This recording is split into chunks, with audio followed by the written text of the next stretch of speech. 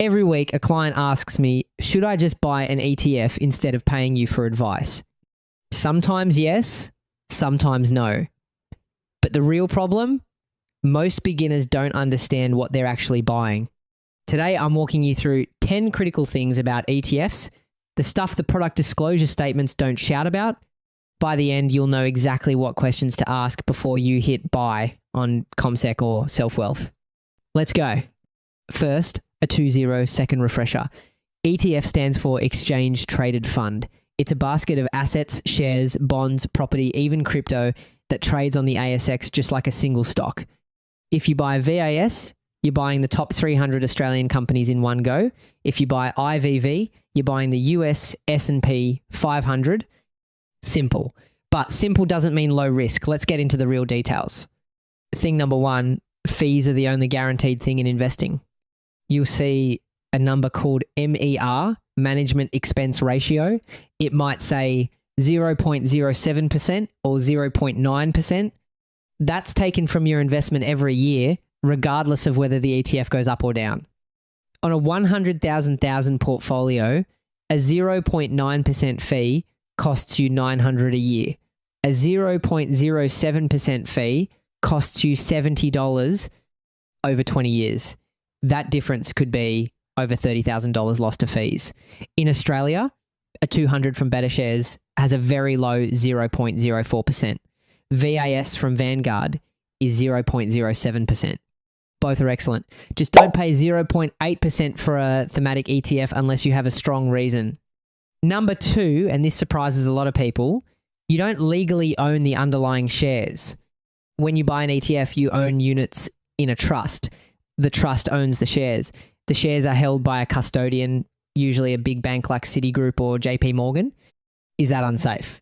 In Australia, no, the custodial structure is well regulated. Your assets are ring-fenced if the ETF provider goes bust. But here's the practical difference. With direct shares, they're CHESS-sponsored and in your name. With ETFs, they're not.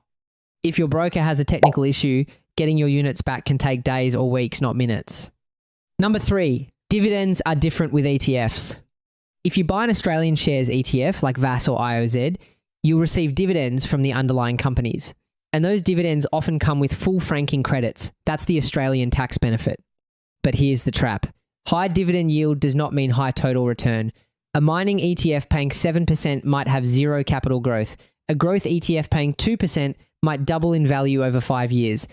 Always look at total return, capital growth plus dividends. And remember, distributions from ETFs are taxable in your name, just like share dividends. Number four, do not buy US domiciled ETFs on the NYSE if you live in Australia. I see beginners buying VOO or QQQ on US exchanges. Why is that a problem? 3 reasons. 1, you need to fill out a W-8 BEN form for US tax withholding.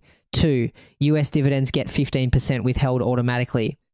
3, when you die, US ETFs over $60,000 can trigger US estate tax. The fix is simple. Buy the ASX-listed version. IVV on the ASX tracks the same S&P 500 but is Australian domiciled. No W. 8 BEN issues.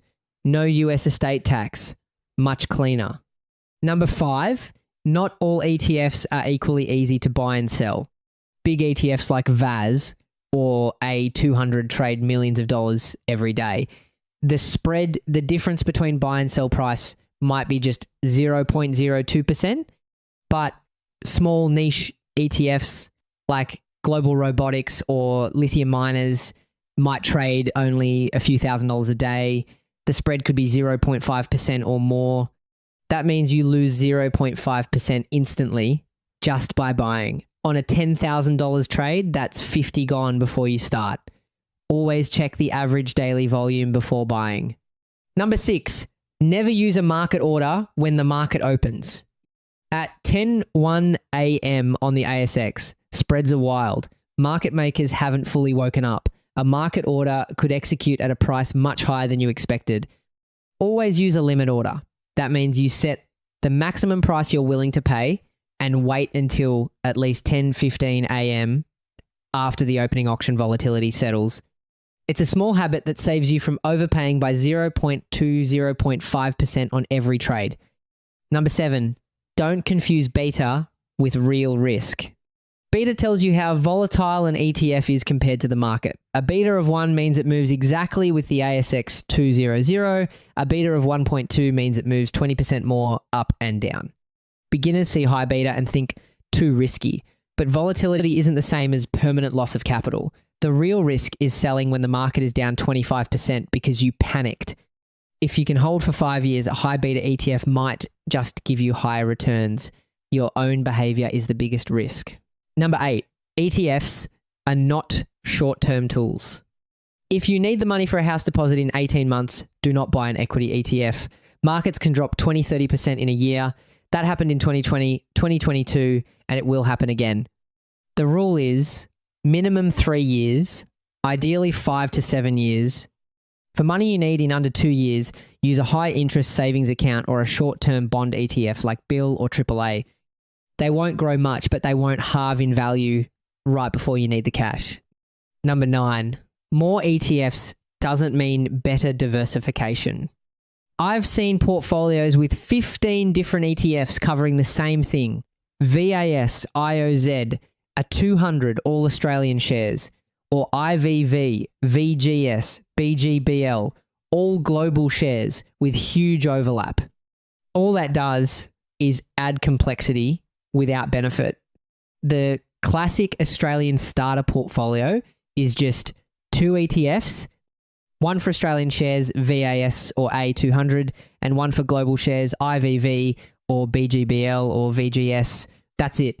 Add a bond ETF if you're closer to retirement. No need for 10 ETFs. Number 10, don't wait for $10,000.